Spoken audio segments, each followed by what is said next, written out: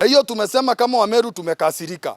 Tafadhali rais, tangaza msimamo wako. Juu hata sisi hatuelewi. Mbona mtu kama Joe atatukana Kindiki na uko hapo na hatujasikia ukiongea kitu yoyote. Kwa hivyo sisi kama Wameru tunataka kuambia rais na tunaomba rais na tunataka kumjulisha hivi.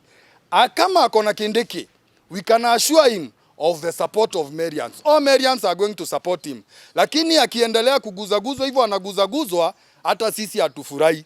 Sisi tunaomba kama utosheki na kiti ya siezi, tunaomba uondoke, ujiuzuru, uende ukaombe kiti ukiwa nje, kwa sababu huwezi kuomba kiti ya makamu wa rais na makamu wa rais already ako. Hiyo ni kuonyesha ya kwamba utampia heshima, kwa sababu mkubwa wako, ukisema unataka kiti ya mkubwa wako, hiyo ni kuonyesha ya kwamba hakuna heshima hapo. Naomba rais pia asimame kidete, amtetee,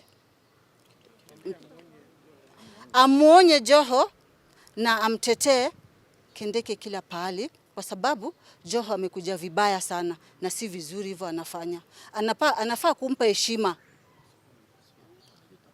Kama ni kutoka atoke na uzuri, atuache na amani na Kindiki wetu. Mupatie serikali nafasi itufanyie kazi mpaka 2027 ikifika wakati wa siasa. Ndio wakuje watasema ile kazi wamefanya. Na nyinyi opposition mkae tayari, sababu wengine wenu tuliwatuma huko na hakuna kitu mlitufanyia. Kwa hivyo ni lazima tutaangalia kienye mumefanyia wananchi. This is Ghetto Flavor. Ghetto Flavor, the home of updates and news as they happen across the world in appropriate time. Ghetto Flavor, live it, love it. Don't forget to subscribe to our channel so that whenever we update any breaking news, you'll be the first one to watch.